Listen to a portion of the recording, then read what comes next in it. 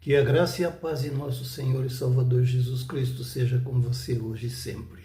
Carlos Métivier, nós vamos dar início hoje à discussão daquele tema que eu propus no piloto de sábado passado, quando eu vou tratar a respeito do pecado estrutural urbano que leva a igreja, principalmente as igrejas reformadas, presbiterianas, a se destacarem do trabalho missionário para o qual deveriam estar imbuídos e resolver o problema de fato de uma sociedade que está carcomida no pecado. Eu quero começar com duas coisas. Primeiro, um versículo bíblico.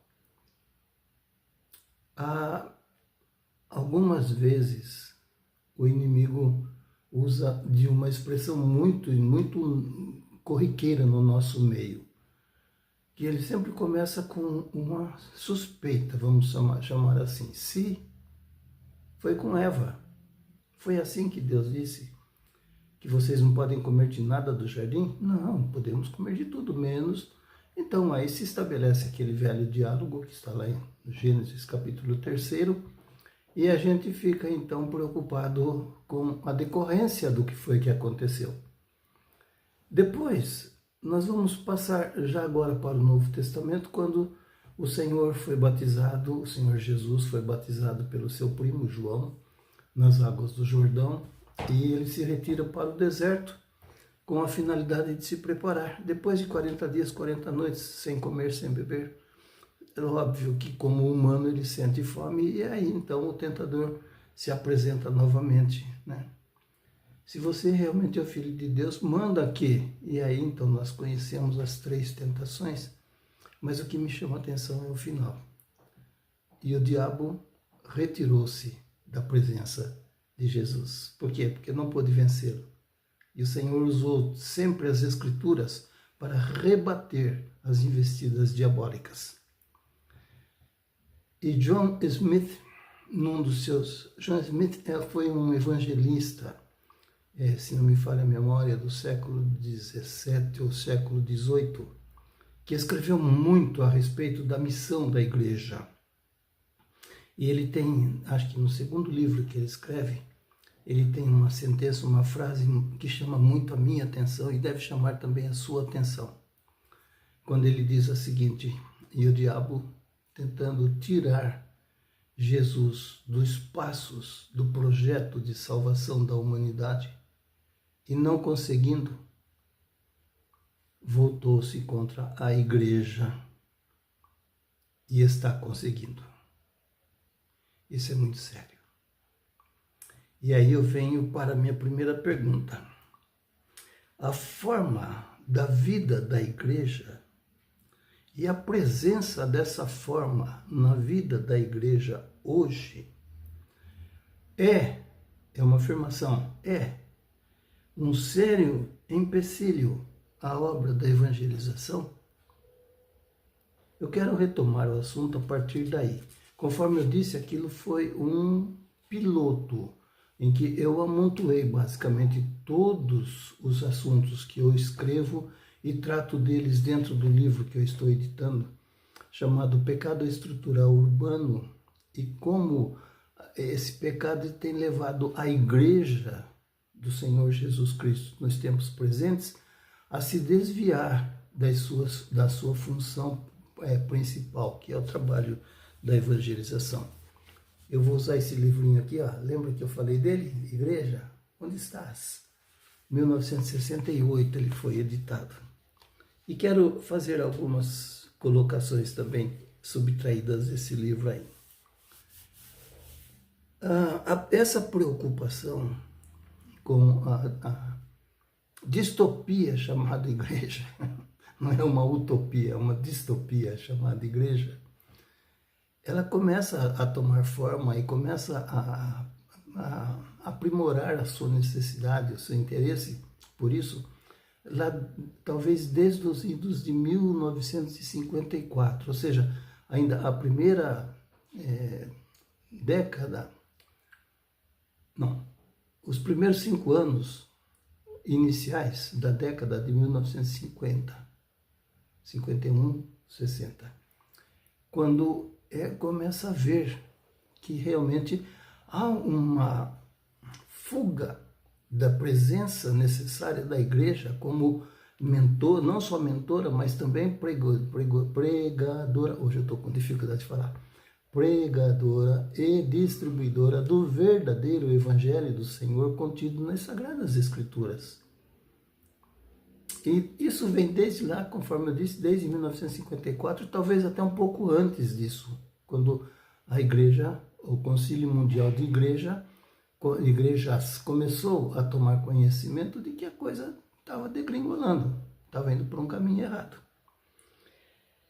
Então, um dos concílios que mais chamou a atenção, dois concílios que chamaram a atenção, um aconteceu na cidade de Nova Delhi, na Índia, em que muitas partes do mundo, eles falam lá, estão afetados, eu vou ler aqui para ficar mais tranquilo, estão sendo afetados com rapidez a necessidade de se reerguer novamente estudos e diretrizes e disposições a esse respeito, a esse assunto, ou seja, o assunto que eu tratei ali naquela pergunta, como que a igreja, a estrutura da igreja hoje está sendo benéfica ou está prejudicando o trabalho de evangelização da igreja. Então, ele continua dizendo, o estudo do Concílio Mundial de Igreja resultou numa série de publicações, muitas das quais estão dentro de uma revista chamada Concept.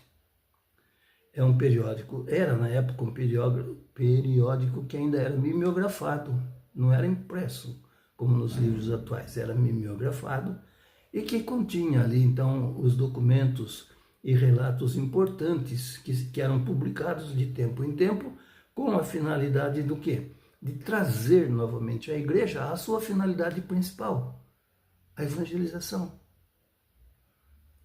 Ide por todo mundo, pregai o evangelho a toda criatura.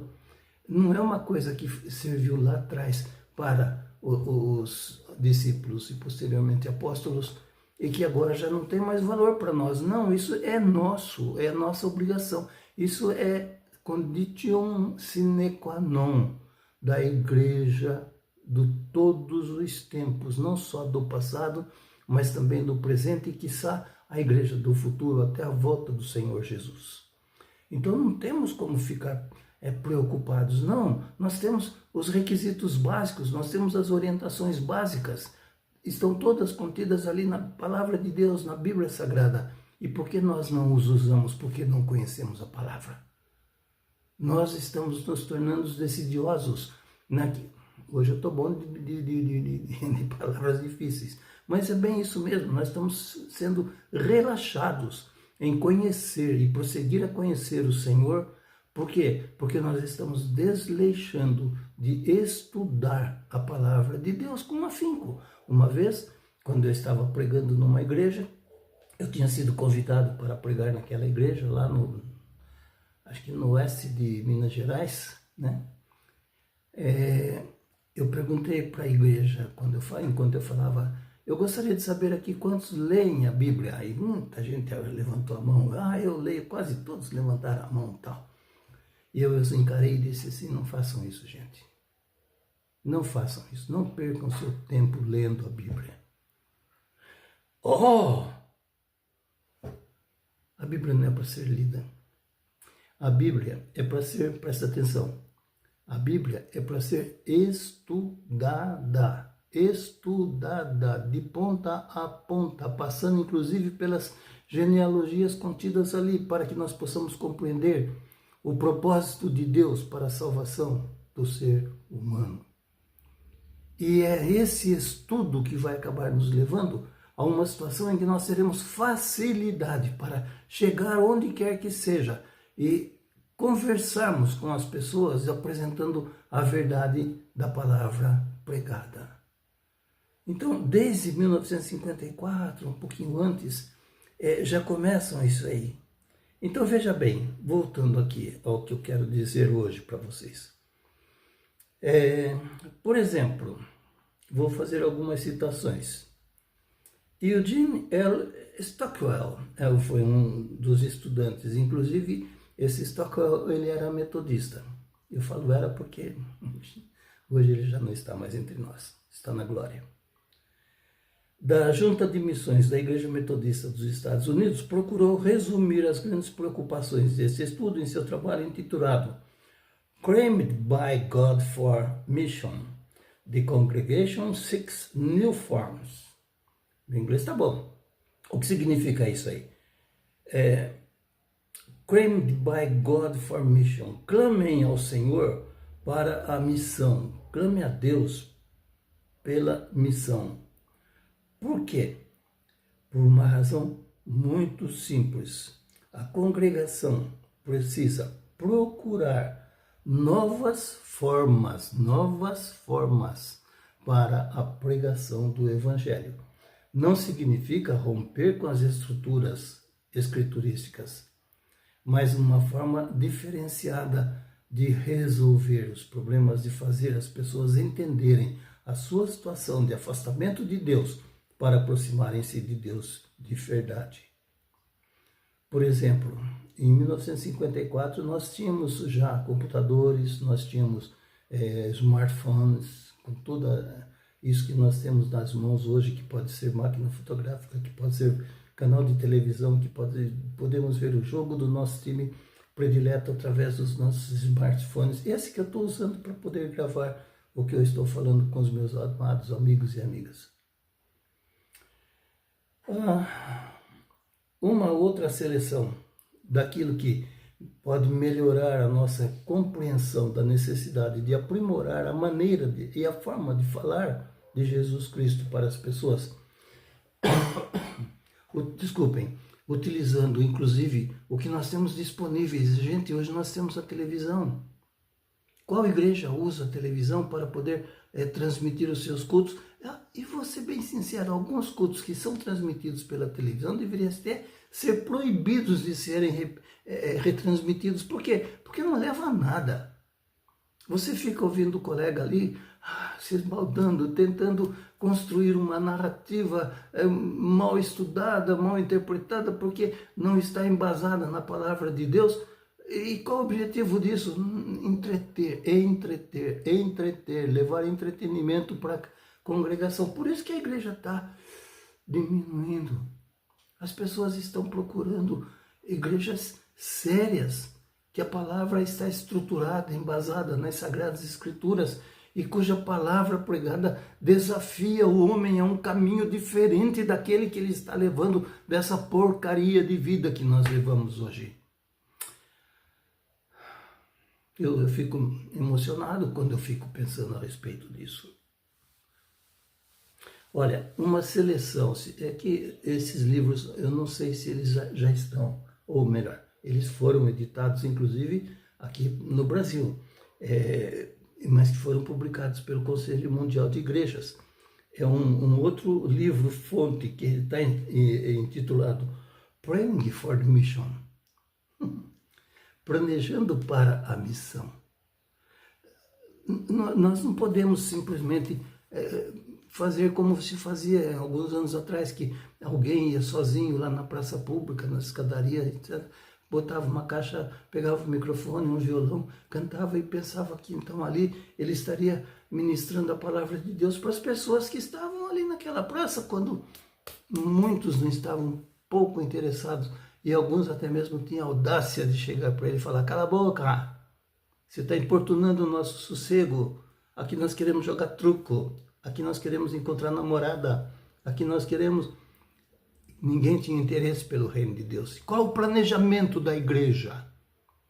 Uma vez visitando uma igreja da qual eu fora pastor, há algum tempo, eu estava com alguns presbíteros assim na sacada, na frente da igreja, e eu olhei, mostrei o bairro à frente daquela igreja para eles e fiz uma pergunta muito inquietante. Eu perguntei: qual é o planejamento desta igreja hoje para atingir, chamar e converter dos seus pecados as almas que estão aí diante de vocês?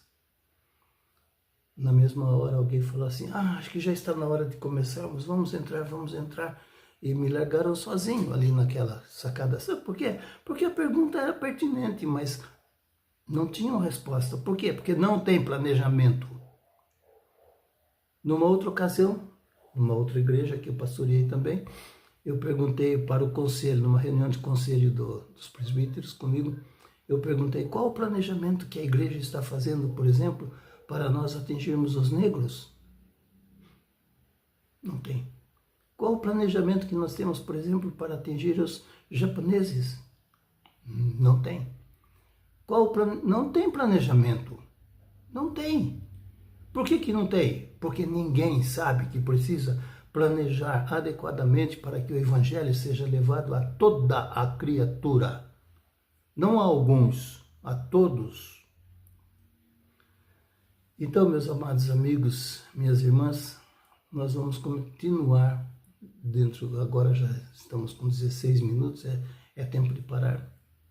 Mas eu gostaria que você, se você tem interesse de ver este vídeo meu do começo ao fim, e se a minha preocupação também for igual à sua preocupação, por favor, escreva aí nos comentários. Dá lá o seu like. Né? Não estou pedindo isso para ganhar dinheiro. Deus supre minhas necessidades, graças a Ele.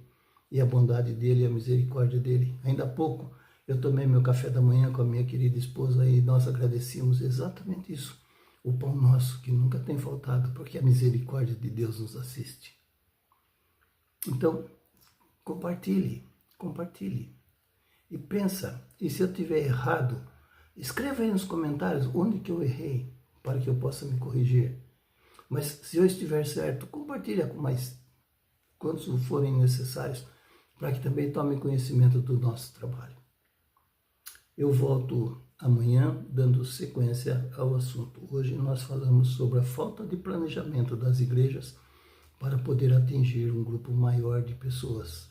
Amanhã nós voltaremos a falar um pouquinho mais de como esse pecado estrutural invadiu a igreja. Lembrando as palavras de Joseph Smith, quando ele disse que o diabo tentou tirar os passos de Jesus do plano inicial, do plano original.